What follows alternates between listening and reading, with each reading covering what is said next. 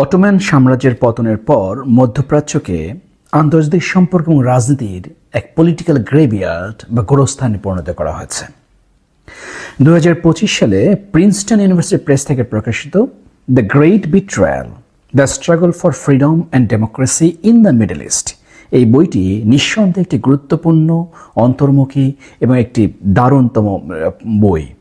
আর বইটি লিখেছেন আমি মিডল ইস্ট নিয়ে একজন এক্সপার্ট, নাম করা প্রফেসর ফায়াজ গার্গেস, যিনি প্রিন্সটনে পড়িয়েছেন এবং যিনি বর্তমানে London school of economics A international relation নিয়ে পড়াচ্ছেন। মধ্যপ্রাচ্য কেন আজ পলিটিক্যাল গ্রেভিয়ার্ডে পরিণত হলো?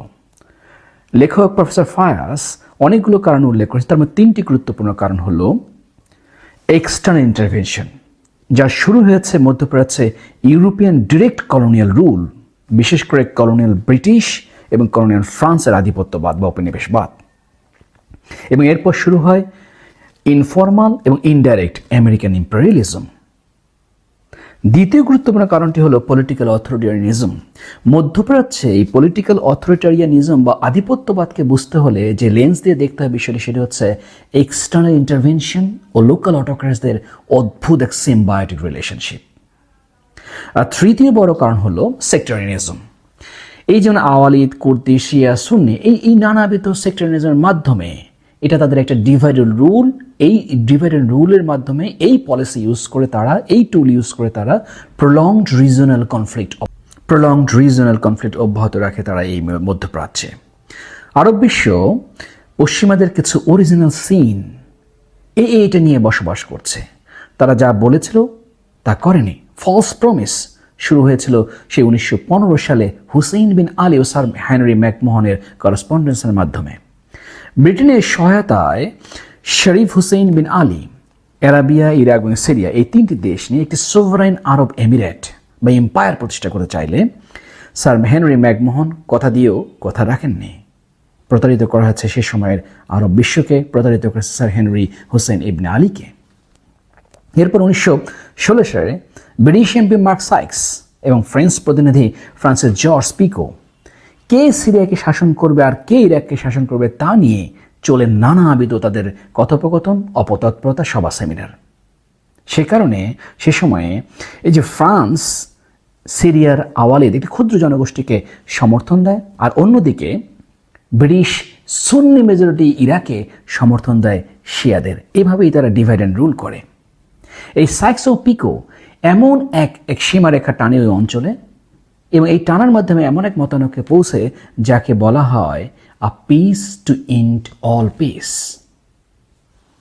মধ্যপ্রাচ্যের ইতিহাসে গভীর খাত এবং ক্ষতের সৃষ্টি করে ব্রিটেনের ফরেন সেক্রেটারি আর্থার বেলফোর, যিনি 1917 সালের 2 নভেম্বর ব্রিটিশ জার্নালিস্ট নেতা লর্ড ওয়াল্টার রথসানকে জুইস স্টেট লিখে দেন প্যালেস্টাইনে বেলফোর ডিক্লারেশনের মাধ্যমে, যা ব্রিটেনের ইতিহাসে, যা মধ্যপ্রাচ্যে ব্রিটেনের সবচেয়ে বড় প্রতারণা, সবচেয়ে বড় ফলস প্রমিস। এইসব প্রতারণা বা ফলস প্রমিসের কারণে আরব বিশ্বে 2টি রেডিক্যাল চিন্তা প্রবলভাবে কাজ করে। একটা হচ্ছে আল ওয়াতানিয়া বা টেরিটোরিয়াল ন্যাশনালিজম, আর একটা হচ্ছে আল কাওয়ামিয়া বা সুপ্রা প্যান ন্যাশনালিজম, ক্ষেত্রমতে ইসলামিজম। ব্রিটেন ও ফ্রান্স আরব বিশ্বের রাজনীতিকে এমন কঠিন করে তুলেছে যে আরব জাতীয়তাবাদ বা আরব ন্যাশনালিজম, এমনকি গণতন্ত্র সেখানে বেড়ে উঠতে দেওয়া হয়নি।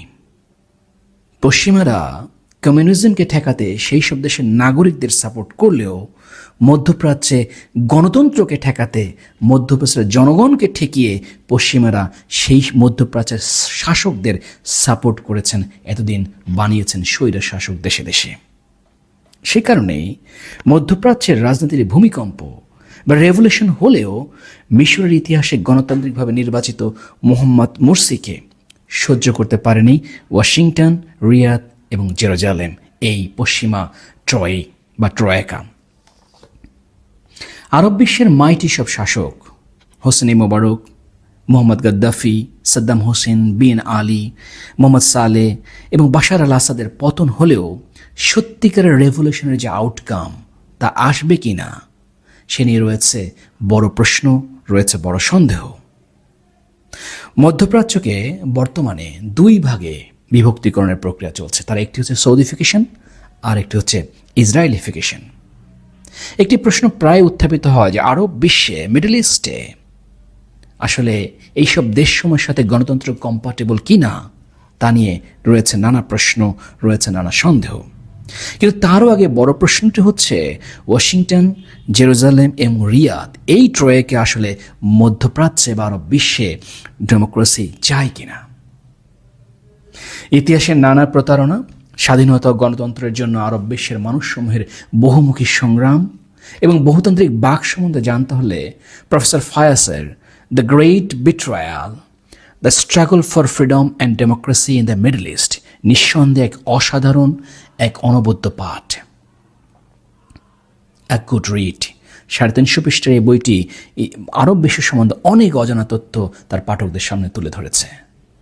আরবের তরুণ, মুসলিম ও মানুষেরা শত বছর এইসব প্রথনা থেকে বের হয়ে এক অনবদ্য আরব বিশ্ব উপহার দেবেন বলে লেখক বিশ্বাস করেন। Thank you very much for listening the review.